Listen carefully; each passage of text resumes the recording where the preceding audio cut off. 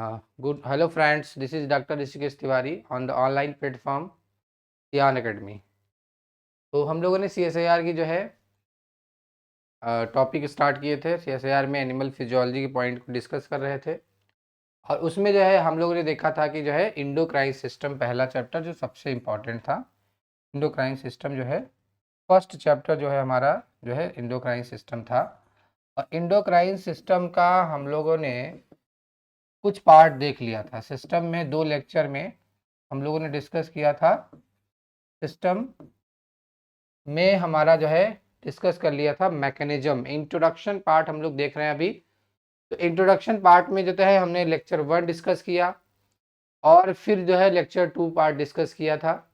और lecture 2 part मतलब हम लोगों ने मैकेनिज्म तक डिस्कस कर लिया था। हार्मोन्स का केमिकल नेचर क्या है और केमिकल नेचर के बेस पर उसके मैकेनिज्म का एक आउटलाइन आपको बता दिया था कि अगर कोई हार्मोन्स पोलर नेचर का है तो कैसे काम करेगा, अगर कोई हार्मोन्स नॉन पोलर नेचर का है तो कैसे काम करेगा। तो उसी क्रम में देखेंगे मैकेनिज्म जो होता है वो बेसिकली कैसा है। मैकेनिज्म जो हार्मोन्स का है वो कैसे वर्क करता है, हार्मोन्स आफ्टर सिक्रीशन कैसे वर्क करता है और कहाँ पे पहुँचता है और कैसे वो cellular mechanism, cellular metabolic machinery को कैसे एक्टिवेट करता है और बॉडी के अंदर कैसे फिजियोलॉजिकल जो है चेंजेस आते हैं। तो मैकेनिज्म ऑफ एक्शन में हम लोग देखते हैं कि हमने आपको बताया था कि जो है अगर हार्मोन्स पोलर नेचर का है और अगर हार्मोन्स जो है नॉन पोलर नेचर का होता है। नॉन पोलर मतलब जो डिजॉल्व नहीं हो, पोलर मतलब ये होता है आपका हाइड्रोफिलिक नेचर, हाइड्रोफिलिक है कि हाइड्रोफोबिक है। ये हाइड्रोफोबिक है, ये देखते थे। पोलर नेचर है, हाइड्रोफिलिक या हाइड्रोफोबिक, 2 नेचर के हार्मोन्स हम लोगों ने देखा था। और इसका जो मैकेनिज्म है बेसिकली हमने आपको बताया था कि हार्मोन्स का सुपर रेगुलेशन किससे होता है, हाइपोथैलेमस से होता है। हार्मोन्स के सिक्रीशन का हाइपोथैलेमस से जो है सुपर रेगुलेशन होता है। मतलब सबसे पहले कौन रेगुलेट करेगा, हाइपोथैलेमस। इसके बाद पिट्यूटरी ग्लैंड करता है, इसके बाद पिट्यूटरी ग्लैंड होता है, पिट्यूटरी ग्लैंड रेगुलेशन करता है। और इसके बाद जो है हमारा जो हो जाता है कोई भी ग्लैंड आती है पिक्चर में, ठीक है। कोई भी एक ग्लैंड हमारी जो पिक्चर में आती है उसको हम लोग देखते हैं कि ग्लैंड का पिक्चर है। और फिर जो है हमारा क्या होगा, ग्लैंड टिश्यू फ्लूइड में रिलीज कर देता है हार्मोन्स को, टिश्यू फ्लूइड के अंदर रिलीज करेगा। हार्मोन होता है enter into tissue fluid and then this hormones क्या होगा थ्रू जो है सर्कुलेशन, थ्रू सर्कुलेशन कहाँ पहुँच जाता है, थ्रू सर्कुलेशन पहुँचता है टारगेट सेल पे। जो इसका टारगेट सेल होगा वहाँ पे ये पहुँच जाता है। तो ये टारगेट सेल नियर बाई भी हो सकता है और बहुत डिस्टेंट भी हो सकता है। तो टारगेट सेल का डिस्टेंस भी ज़्यादा हो सकता है, बॉडी के किसी पार्ट में भी इसका टारगेट सेल हो सकता है। हार्मोन्स का एंजाइम से थोड़ा डिफरेंट है। एंजाइम ज़्यादातर केसेस में क्या होता है कि अपने नियर बाई जो है प्लेसेस पर ही सिक्रेट होते हैं और आसपास के जो है सेल पर ही काम करते हैं या बायोकेमिकल प्रोसेस को अफेक्ट करते हैं। एंजाइम के साथ ऐसा है और हार्मोन्स के साथ थोड़ा सा डिफरेंट केस आता है। तो एक तो मैकेनिज्म जैसे बात करोगे फ्लो के बेस पे, सिक्रीशन के बेस पर इस तरह से हार्मोन्स चलता है, अपने टारगेट तक पहुंच जाता है। और टारगेट जैसा कि मैंने कहा कि कहीं भी बॉडी के अंदर हो सकता है, कहीं भी उसका टारगेट सेल हो, कैसे पहचानेगा। तो हमने देखा कि मैकेनिज्म के केस में दूसरा पॉइंट क्या है, तो मैकेनिज्म में जो होता है इसमें क्या होता है कि जो हार्मोन्स होता है उसको हम लोगों ने एक लाइगेंड की तरह कंसीडर किया। हार्मोन्स एक केमिकल मैसेंजर है जिसको हम लोग लाइगेंड भी कहते हैं। ये केमिकल मैसेंजर है या इसको हम लोग लाइगेंड कहते हैं। केमिकल मैसेंजर है, केमिकल मैसेंजर होता है या इसको लाइगेंड भी कहते हो आप। तो हार्मोन्स जो लाइगेंड है उसके लिए सेल के सरफेस पे, सेल जो भी टारगेट सेल होगा सेल सरफेस पे कह सकते हो या उसके साइटोसॉल के अंदर, साइटोसॉल के अंदर क्या होते हैं, रिसेप्टर होते हैं। सेल के सरफेस पे या साइटोसॉल के अंदर क्या प्रेजेंट होते हैं, रिसेप्टर प्रेजेंट होते हैं। जैसे हमने एक सेल बना दिया ये, तो इसके सरफेस पे रिसेप्टर प्रेजेंट होगा। जैसे ये आपका रिसेप्टर प्रेजेंट है। रिसेप्टर बहुत सारे सरफेस पे होते हैं, अलग अलग तरह के केमिकल्स के लिए होते हैं। यहाँ हम लोग देख रहे हैं कि हार्मोन्स के लिए। तो जो लाइगेंड होगा हमारा, सपोज करो कोई हार्मोन्स है, तो हार्मोन्स आके यहाँ से बाइंड करता है। जब हार्मोन्स और इन दोनों की बाइंडिंग होती है तो इस बाइंडिंग को हम लोग क्या बोलते हैं, HRC। HRC हो जाता है, मतलब formation of a complex that is known as the hormone receptor complex कहते हैं। इसको हम लोग क्या बोलते हैं, हार्मोन। हार्मोन क्या करेगा, हार्मोन जो है बाइंड करेगा with the ligand that is hormones. Hormones bind to ligand जो कि हार्मोन्स है वो रिसेप्टर से बाइंड करेगा और बनाएगा हार्मोन रिसेप्टर। हार्मोन रिसेप्टर बनाता है कॉम्प्लेक्स, हार्मोन रिसेप्टर कॉम्प्लेक्स का फॉर्मेशन करता है। ये दोनों केस में बनता है।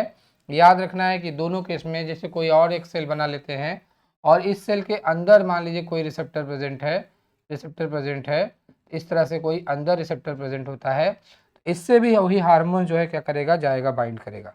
इससे भी हार्मोन्स क्या करेगा, जाएगा बाइंड करेगा। और यहाँ भी बनेगा HRC ही बनेगा। तो यहाँ भी क्या बनेगा हमारा, HRC बनेगा, यहाँ भी जाके बाइंड करेगा और HRC का फॉर्मेशन करता है। तो दोनों केस में होता है। जैसे कोई हाइड्रो जो है आपका फिलिक नेचर का हार्मोन्स है तो उसके लिए रिसेप्टर कहाँ प्रेजेंट होते हैं, सरफेस पे प्रेजेंट होते हैं, क्योंकि हाइड्रोफिलिक या पोलर नेचर का जो हार्मोन होता है उस हार्मोन्स की परमेबिलिटी नहीं होती है to the membrane. It can not जो है pass through the membrane as it is जो है hydrophilic in nature, polar in nature. जबकि क्या होता है जो है इन केस ऑफ जो है आपका नॉन पोलर हार्मोन्स होता है ये वाटर इनसॉल्युबल होता है, हाइड्रोफोबिक नेचर का होता है, तो इट कैन इजीली जो है pass through the membrane, it is permeable. ये परमिएबल होता है, ये क्या होता है, परमिएबल परमिएबिलिटी के कारण जो होता है it can enter into the cytosol of the cell where जो है रिसेप्टर इज प्रेजेंट। जहाँ पे रिसेप्टर प्रेजेंट रहता है and it bind with the receptor, ultimately it also form the HRC। Ultimately क्या करेगा, ये भी HRC बनाएगा, हार्मोन रिसेप्टर कॉम्प्लेक्स बनाएगा। और सरफेस रिसेप्टर भी after binding with the hormone that is ligand it also form the HRC। तो HRC एक फर्स्ट जो है मैसेंजर भी बोलते हैं, ये याद रखना है, इसको हम लोग कहते हैं फर्स्ट मैसेंजर। क्योंकि फर्स्ट मैसेंजर भी पूछ सकता है, छोटे एग्जामों में जो है पूछा जा सकता है, लेकिन बड़े एग्जामों में हम लोग आगे देखेंगे इसके बाद क्या बनेगा, सेकेंड मैसेंजर बनता है। सेकेंड मैसेंजर कई बार पूछा गया है, CSIR के 2 नंबर के सवाल हैं, ये क्वेश्चन है। सेकेंड मैसेंजर कौन कौन हो सकता है ये हम जैसे ही पढ़ेंगे वैसे हम आगे देखते रहेंगे। सेकेंड मैसेंजर सबसे ज़्यादा होता है हाइड्रोफिलिक वाला पूछा जाता है, तो हाइड्रोफिलिक के सेकेंड मैसेंजर देखते हैं और हार्मोन्स के और जो है मैकेनिज्म को समझने की कोशिश करते हैं। देखिए आगे बढ़ते हैं हम लोग। तो यहाँ पे देखिए जाता है, यहाँ तक उम्मीद करते हैं आप लोगों को समझ में आ गया होगा, यहाँ तक कोई प्रॉब्लम नहीं होनी चाहिए। बिल्कुल क्लियरली चीज़ों को समझिए, कंसेप्ट को क्लियर रखिए। और एक बात और ध्यान रखें हैं कि आपको हमारा सहयोग करते रहना है। तो चाहे जब भी आपको मेरा वीडियो मिले, नोटिफिकेशन के थ्रू मिले या शेयर किया गया हो किसी आपके दोस्त के द्वारा, ठीक है, तो उसको पूरा देखें, वीडियो को पूरा वॉच करें। और जब पूरा देखेंगे तभी आपको कॉन्सेप्ट बनेगा। आप हादातिया देखेंगे तो नहीं मिलेगा। एक क्रम से वीडियो को जब देखेंगे तब आपका एक कॉन्सेप्ट बिल्ड हो जाएगा। और बायोलॉजी हो या कोई भी सब्जेक्ट हो, जब एक बार किसी भी सब्जेक्ट को क्रम से पढ़ लेते हैं तो आपको जो है चीज़ें एकदम क्लियर हो जाती है, कोई डाउट नहीं रहता है। कभी भी भाग भाग के ना पढ़िए, इनका भी वीडियो पढ़ ले उनका भी वीडियो पढ़ ले, तो बहुत ज़्यादा पढ़ने का कोई मतलब नहीं होता। हर किताब का जो जेस्ट होता है, जो मेन कंक्लूजन होता है, वो वही अल्टीमेटली वही होता है। क्योंकि बायोलॉजी हो या मैथ हो, हर सब्जेक्ट तो एक ही तरीके के जो है बातें को डील करेंगे, कॉन्सेप्ट को डील करेंगे। तो इसलिए आप जो है और प्लस देखने के बाद अगर आपको वीडियो अच्छा लगे, आपको कंसेप्ट अच्छा लगे, कंटेंट जो प्रोवाइड किया गया है वो अच्छा लगे, तो प्लीज़ उसको लाइक करें और कमेंट करें, दोस्तों से शेयर कर दें और सब्सक्राइब भी कराएं ज़रूर हमारे चैनल को, ताकि ज़्यादा से ज़्यादा लोग जुड़े और बेनिफिटेड हों। तो यही मेरा टारगेट है, आप लोगों को फ्रीली जो है एजुकेशन प्रोवाइड कराई जा रही है। अभी फ़िलहाल जो है आपको फ्री एजुकेशन प्रोवाइड कराई जा रही है, तो प्लीज़ इसका आप जो है फ़ायदा उठाएँ और CSIR में आप जो है चीज़ों को आसान करें। बहुत आसान हो जाएगी अगर आप जुड़े रहेंगे और वीडियो को देखते रहेंगे। तो आगे देखते हैं मैकेनिज्म।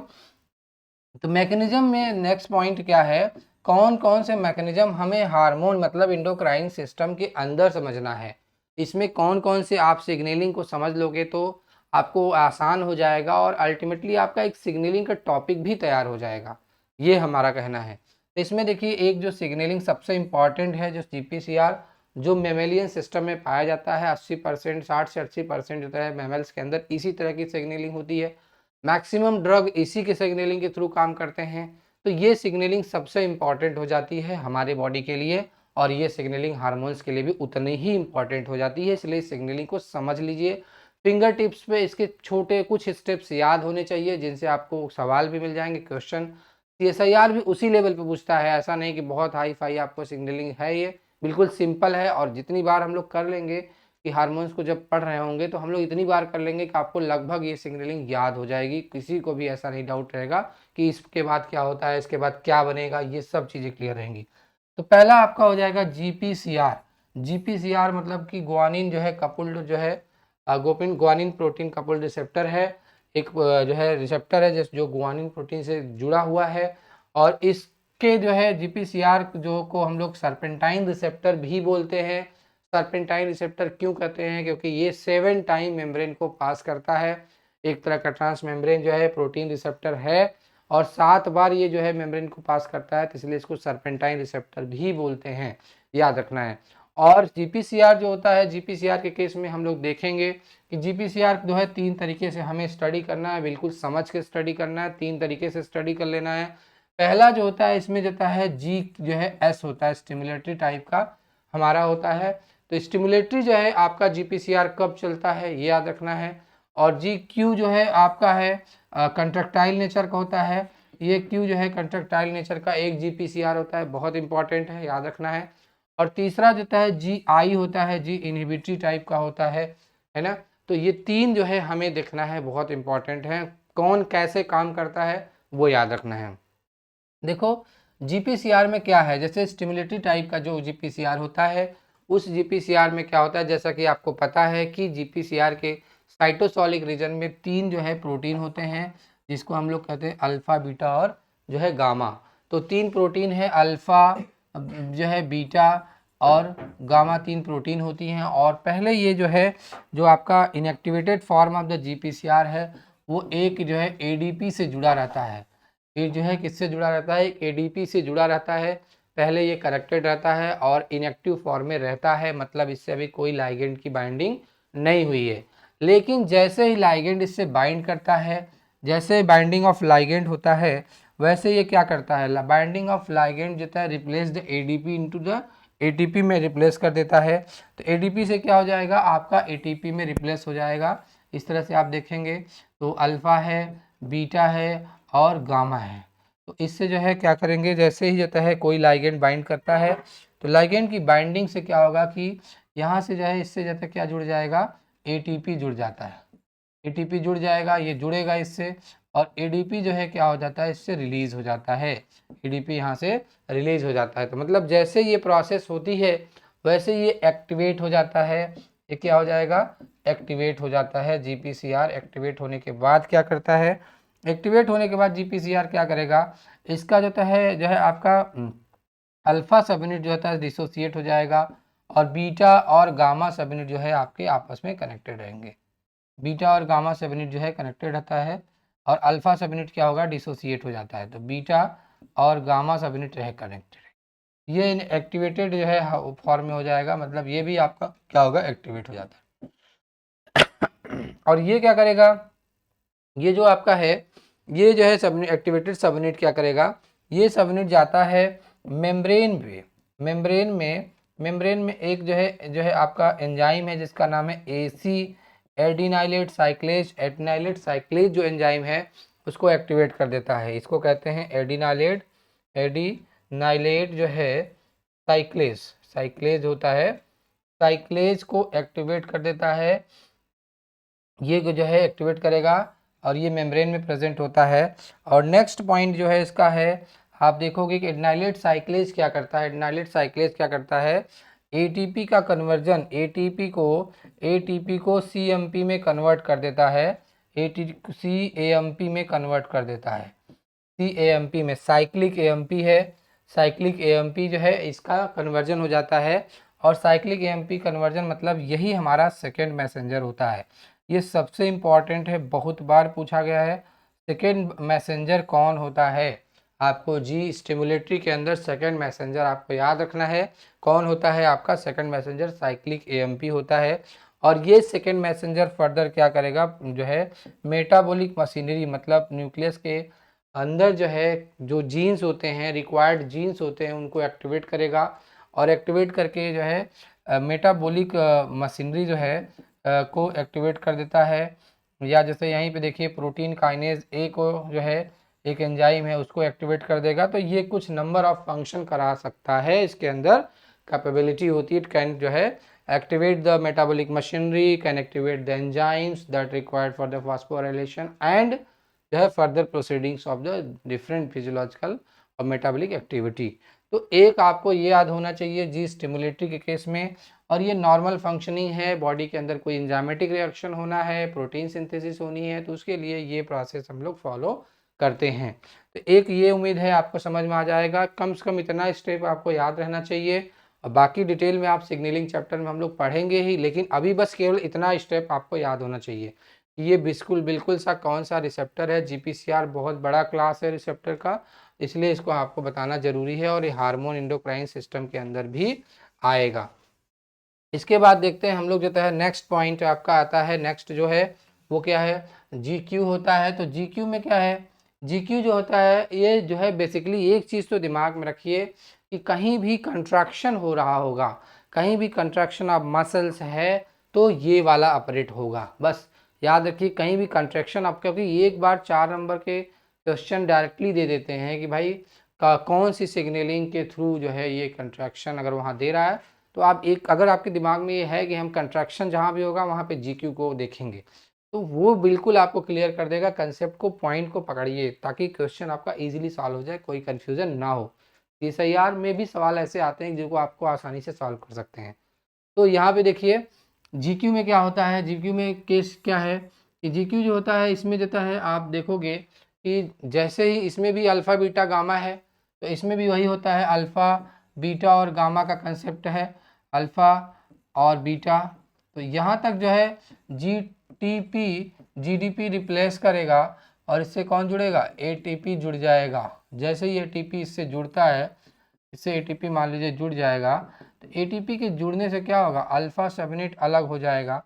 अल्फ़ा सबयूनिट के अलग हो जाने से क्या होगा, अल्फ़ा सबयूनिट अलग हो गया, ये अलग हो गया। तो इसने क्या किया, इसने देता है पीएलसी, एक दूसरा एंजाइम है मेम्ब्रेन के अंदर, फास्फोलाइपेज सी, इसको कहते हैं हम लोग फास्फोलाइपेज, फास्फोलाइपेज फास्फोलाइपेज लाइपेज सी जो है सी को एक्टिवेट कर देता है। और फास्फोलाइपेज सी मेम्ब्रेन में प्रेजेंट PIP2 को जो है आपको तोड़ देता है। एक लिपिड है और इसको तोड़ करके 2 कंपाउंड में कन्वर्ट कर देता है। एक होता है IP3 और दूसरा होता है DAG। दो जो है सेकेंड मैसेंजर यहाँ भी प्रोड्यूस हो रहे हैं, याद रखना है ये दोनों सेकेंड मैसेंजर हैं। ये जैसे कि आपका जो है CMP था, वैसे ही आपका दोनों सेकेंड मैसेंजर हो जाएंगे। ये भी सेकेंड मैसेंजर है, दोनों सेकेंड मैसेंजर के रूप में हुए। ये भी सेकेंड मैसेंजर है, और ये सेकेंड मैसेंजर क्या करेगा, जैसे IP3 क्या करता है, जाएगा IP3 जाएगा जो है, जैसे मसल्स है तो वहाँ पे होती है सार्कोप्लाज्मिक रेटिकुलम, क्योंकि वहाँ पे इंडोप्लाज्मिक रेटिकुलम नहीं होता है, वहाँ पे होता है सार्कोप्लाज्मिक रेटिकुलम होता है। ये सार्कोप्लाज्मिक रेटिकुलम स्मूथ में वो क्या स्टोर रहता है, कैल्शियम स्टोर रहता है। तो वहाँ से जो है ये क्या कराता है, कैल्शियम का इफ्लक्स कराता है, बाहर निकालता है कैल्शियम को, कैल्शियम का इफ्लक्स कराता है, इनफ्लक्स नहीं है, इनफ्लक्स नहीं है, this is efflux of the calcium in the cytosol. Cytosolic region में इफ्लक्स ऑफ कैल्शियम कर देगा।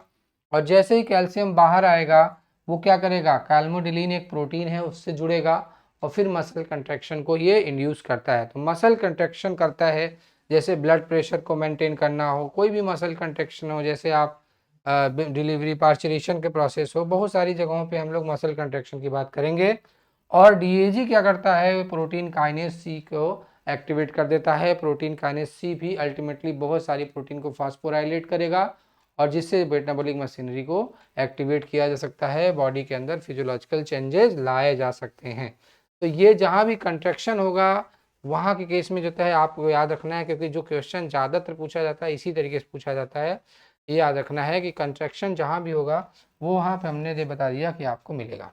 जी इनहिबिटरी क्या होता है, कोई ये दोनों ही कहीं ना कहीं जो है पॉजिटिव जो है वर्कआउट करा रहे हैं, और ये जो है इनहिबिटरी है तो ये निगेटिव कराएगा। ये पोटेशियम के चैनल खोलता है। कैसे, पोटेशियम चैनल तब खुलेगा जब अल्फा बीटा दोनों डिसोसिएट होंगे, और अल्फा और बीटा और गामा जो है जा करके क्या करेंगे, पोटेंशियल चैनल को ओपन कर देते हैं। यहाँ पे कार्डियक जैसे हार्ट रेट को घटाना जब होता है तो ये बहुत काम करता है। इसको हम लोग सर्कुलेटरी सिस्टम में देखेंगे और पढ़ेंगे समझेंगे। तो ये 3 तरीके का जो है सिग्नलिंग मैकेनिज्म हमको देखना है। एक पॉइंट ये इंपॉर्टेंट है, इसको आप देख लेंगे। इसके बाद देखिए यहाँ पे क्या है, और जो मैकेनिज्म है सेकेंडरी हो जाता है। जैसे जो है हमारा हम लोग देखेंगे इसमें एक जैक स्टैट होता है, जैनस काइनेज, और जाता है स्टैट मतलब signal transducer and activator of जो है स्टैट एक्टिवेटर ऑफ जो है आपका ट्रांसक्रिप्शन। तो ये देखिए ये आपका जैक स्टेट है। बेसिकली ये सिग्नलिंग जो होती है, ये एक चीज़ और ध्यान देना है कि ये जो सिग्नलिंग होती है पूरी इम्यूनोलॉजी को डील करती है। ये पूरी इम्यूनोलॉजी में सिग्नलिंग जो है ये होती है, या ये भी आपको याद रखना है कि मोस्टली जो सिग्नलिंग ऑफ इम्यूनोलॉजी है वो ये है।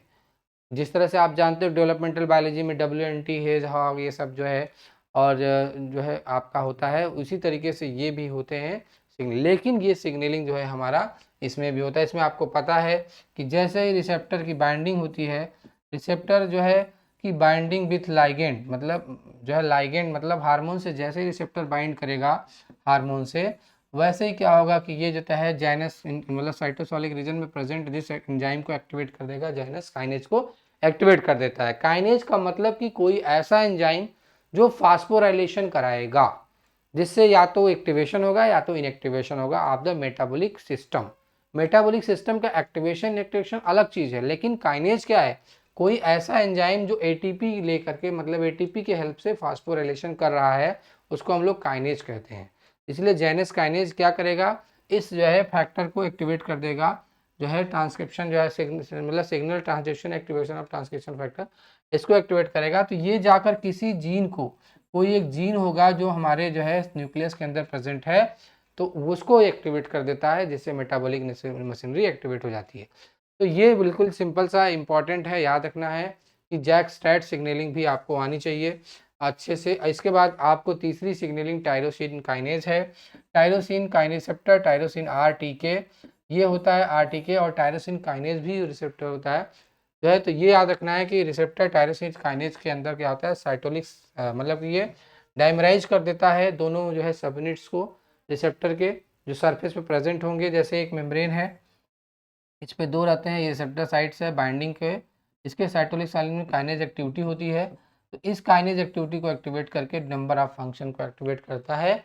तो ये भी आपको पता होना चाहिए कि मतलब कि ये रिसेप्टर टायरोसिन काइनेज। तो अगर आप 3 रिसेप्टर को या अच्छे से पढ़ लेंगे आप लोग, तो जो है आप आसानी से जो है हार्मोन्स को समझ पाएंगे। वैसे भी आप आसानी से हार्मोन्स को समझ लेंगे, इनको आप जो है पढ़ेंगे तो और अच्छा रहेगा, चीज़ें और क्लियर समझ में आएगी। क्योंकि एक ही स्टेप जहाँ जहाँ हार्मोन्स आएगा और सिग्नलिंग के थ्रू ही पढ़ना है, चूँकि जो है जो आपका CSIR है उसमें थोड़ा सा क्वेश्चन का स्टैंडर्ड अच्छा रहता है, रिसर्च ओरिएंटेड क्वेश्चन होते हैं, और मतलब कंसेप्चुअल क्वेश्चन है in section C only. But B में आप आसानी से कर सकते हो। बी में अगर आपको नॉर्मल ये सब चीज़ें एकदम कॉन्सेप्ट आपका क्लियर है तो आप बी के सवाल कर सकते हैं, क्योंकि बी सेक्शन से भी आपको 35 क्वेश्चन करना है, जो 70 मार्क्स अकेले दे रहा है। तो जितना ज़्यादा आप बी में स्कोर करते हो उतना अच्छा रहता है कि आप सी सेक्शन में मतलब प्रोटेक्टेड फील करते हो। सी सेक्शन अगर क्लियर है, कुछ ट्रिक है जब हम आपको क्वेश्चन कराएंगे तो आपको बताएंगे कि सी सेक्शन के सवाल भी कैसे आसानी से निकाल सकते हो, कोई बिना डाउट के आसानी से। अगर आपको एक पॉइंट भी क्लियर है, एक पॉइंट, एक टॉपिक, एक ऑप्शन अगर क्लियर है, इस पे मैं डेफिनेटली श्योर हूँ अगर आप ये कर सकते हो तो आप उसका आंसर निकाल लोगे, ये मेरी गारंटी है। लेकिन उसको जब क्वेश्चन सेशन में डिस्कस करेंगे तब देखेंगे। तो ये पूरी मैकेनिज्म आपको पता होनी चाहिए कि मैकेनिज्म क्या था, ये हमने आपको डिस्कस कर लिया। अब थोड़ा सा देखते हैं कि अब जो है कैसे एंडोक्राइन सिस्टम का अब बिगनिंग स्टार्ट हो रहा है, स्टार्ट हो रहा है। तो जैसे हम लोग देखते हैं हाइपोथैलेमस, हाइपोथैलेमस जो होता है, हाइपोथैलेमस जो होता है पहला जो है ग्लैंड है, इसको न्यूरो इंडोक्राइन ग्लैंड कहते हैं। इसको हम लोग क्या कहते हैं, न्यूरो इंडोक्राइन ग्लैंड है, ये न्यूरो इंडोक्राइन ग्लैंड है। क्यों आपको हम ऐसा कह रहे हैं, क्योंकि इसके बारे में समझ लेते हैं कि जो हाइपोथैलेमस है ये फोर ब्रेन का पार्ट है, ये हमारा फोर ब्रेन का पार्ट है। फोर ब्रेन में आपको 2 पार्ट आते हैं, फोर ब्रेन के अंदर हम 2 पार्ट देखेंगे। एक होता है सेरेब्रम, सेरेब्रम जो होता है, इस सेरेब्रम को हम लोग कहते हैं brain of brain. Reasoning, thinking, calculation, memory, सारी चीज़ें यहीं होता है, मोस्टली चीज़ें यहीं होता है। इसको ब्रेन ऑफ ब्रेन कहते हैं। ये ब्रेन का भी ब्रेन होता है, जैसे हार्ट में आप पढ़ते हो ना, हार्ट ऑफ हार्ट, पेसमेकर है, पेसमेकर को हार्ट ऑफ हार्ट कहते हैं, क्योंकि अगर पेसमेकर खराब हो जाए तो फिर हार्ट का कोई मतलब ही नहीं ना। पेसमेकर जो है, क्योंकि वो स्टिमुलेट, वो पहले जो है इम्पल्स को, स्टिमुलस को, कंट्रैक्शन ऑफ हार्ट के लिए इनिशिएट करता है, इसलिए उसको हार्ट ऑफ हार्ट भी कहते हैं, पेसमेकर भी कहते हैं। उसी तरीके से सेरेब्रम को हम लोग ब्रेन ऑफ ब्रेन कहते हैं। जो सरफेस एरिया होता है, जो थिंकिंग पावर ऑफ होता है, जो इंटेलिजेंस होता है, वो बेसिकली इसी पार्ट से होता है।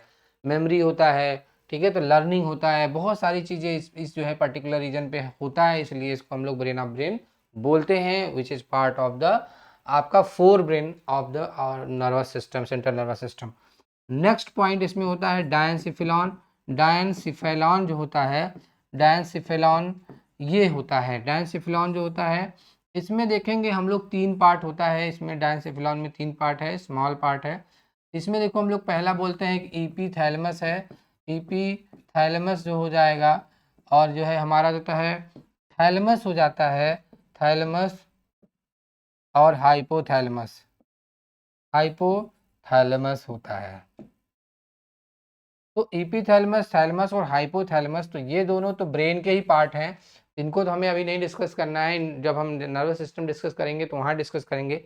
लेकिन ये पार्ट बड़ा इंपॉर्टेंट है, हाइपोथैलेमस जो है इंपॉर्टेंट है, क्योंकि ये एक ब्रिज है, ये नर्वस सिस्टम और इंडोक्राइन सिस्टम का एक ब्रिज है, और ये नर्वस सिस्टम का ही पार्ट है, तो इसमें भी न्यूरॉन्स ही होंगी, जो चाहे सिक्रेटरी फंक्शन कर रहे हो, चाहे जो भी कर रहे हो, तो नर्व सेल ही होगी। तो इसमें जो न्यूरॉन्स होती हैं वही जो है क्या करती हैं, सिक्रेटरी फंक्शन अटेंड करती हैं, और बहुत सारे हार्मोन्स बनाना शुरू कर देती हैं। तो ऐसी जाता है ग्लैंड को, जो मतलब कि जो जो नर्वस सिस्टम का पार्ट है, but it synthesise and secrete number of hormones, इसलिए इसको हम लोग कहते हैं न्यूरो इंडोक्राइन ग्लैंड कहते हैं।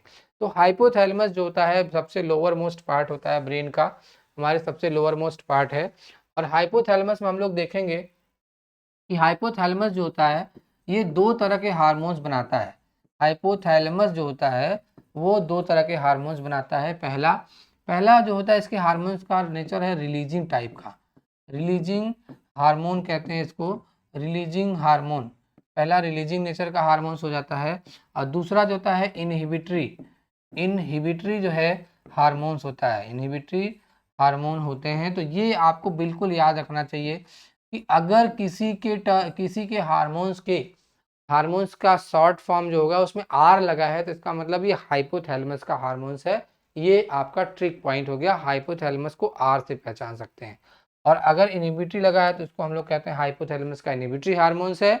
और ये हमारा अगर आर लगा है तो हाइपोथैलेमस का आपका एक्साइटेटरी हार्मोन्स है, वो किसी चीज़ को स्टिमुलेट करेगा, है ना। तो यहाँ पे ये 2 ट्रिक से हम बढ़ते हैं और देखते हैं कौन कौन से हार्मोन्स होते हैं। जैसे हमने कहा कि जीएचआरएच, जीएचआरएच का और दूसरा नाम है सोमैटोट्रोपिन, सोमैटोट्रोपिन आपका है, सोमैटोट्रोपिन कहते हैं। और अगर जो है आपका सोमैटोट्रोपिन हो जाएगा जीएचआरएच, और दूसरा जो है इसी का होता है जीएचआईएच होता है, तो जो है सोमैटोस्टैटिन कहते हैं, सोमैटोस्टैटिन, सोमैटोस्टैटिन हो जाएगा, और एक देता है सोमैटोट्रोपिन हो जाता है, ये 2 हो जाएंगे। तो ये 2 हार्मोन्स हो गए, इनहिबिटरी बता दिया है को। इसी तरीके से टीआरएच होता है, थायरोट्रोपिन रिलीजिंग हार्मोन्स हो जाएगा। थायरोट्रोपिन रिलीजिंग जो थायराइड ग्लैंड को स्टिमुलेट करेगा थ्रू पिट्यूटरी, क्योंकि ये क्या करेगा, रिलीजिंग हार्मोन्स है तो जाएगा पिट्यूटरी। जो भी हार्मोन्स, जैसे ये एक सिस्टम आपको पता होना चाहिए कि हाइपोथैलेमस से कहाँ जाएगा हार्मोन्स, पहले पिट्यूटरी को जाएगा, पिट्यूटरी को जाएगा। और ये पिट्यूटरी कौन सी पिट्यूटरी, एंटीरियर पिट्यूटरी की बात हम कर रहे हैं, क्योंकि एंटीरियर पिट्यूटरी ही मास्टर ग्लैंड है।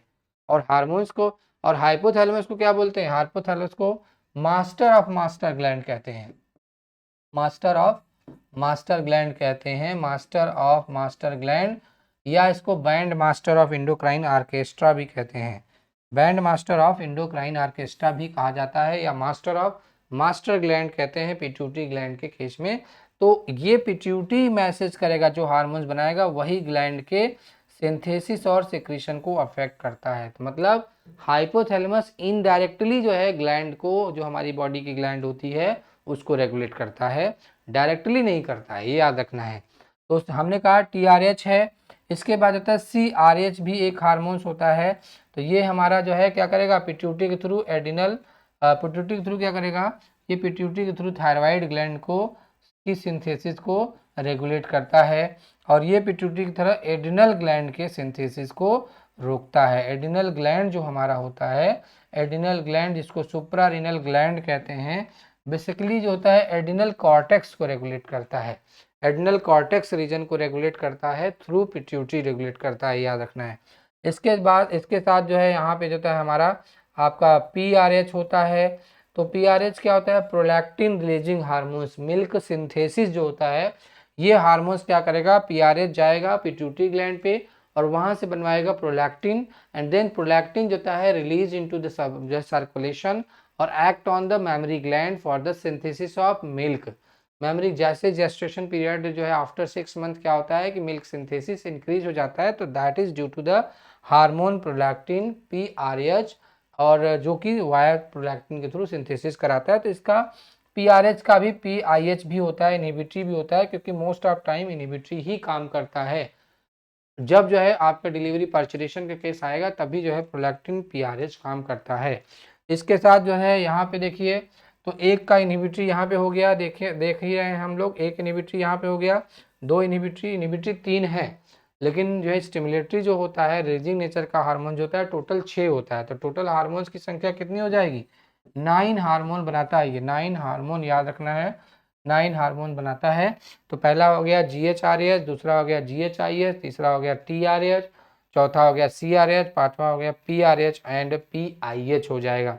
इसी तरीके से यहाँ पे देखेंगे M जो है RH है, मेलानोसाइट रिलीजिंग हार्मोन, और MRH और MIH यहाँ भी होता है, ये होता है। ये क्या करेगा, ये पिट्यूटरी के थ्रू MSH बनवाएगा, MRH जो क्या करेगा, यहाँ पे MSH बनवाता है, मेलानोसाइट स्टिमुलेटिंग हार्मोन, जो स्किन के अंदर मेलानोसाइट्स होते हैं, जो स्किन पिगमेंट मेलानिन को बनाते हैं और जो है आपका कलरेशन ऑफ स्किन को मेंटेन करते हैं। बहुत इंपॉर्टेंट है, क्योंकि यूवी रेडिएशन, जब हम लाइट में एक्सपोज्ड होते हैं यूवी रेडिएशन से, तो UV radiation has strong power to damage और DNA, इसीलिए ये क्या करते हैं कि ज़्यादा से ज़्यादा मेलानिन की सिंथेसिस कराते हैं, और वो यूवी लाइट को या जो है लाइट को एब्जॉर्ब करता है, because it is made up of aromatic amino acid that is tyrosine which can absorb the light. तो ये बहुत इंपॉर्टेंट है, ये चीज़ याद रखना है। और देन फाइनली हमारा आ जाता है GnRH, मतलब gonadotropin releasing hormone. Gonadotropin releasing hormones क्या होता है, गोनेड्स के सिंथेसिस को, गोनेड्स के हार्मोनल सिंथेसिस को मेंटेन करता है वाया पिट्यूटरी, क्योंकि जो है आपका मतलब गोनेड से भी हार्मोन्स बनते हैं, जैसे FSH है, LH है, और ये सारे हार्मोन जो है आपके ICSH है। तो ये हार्मोन जो है पिट्यूटरी से रिलीज होते हैं, जो जाके जो है अल्टीमेटली गोनेड्स को रेगुलेट करते हैं। तो दोस्तों आज हम लोगों ने हाइपोथैलेमस के हार्मोन्स को डिस्कस कर लिया है।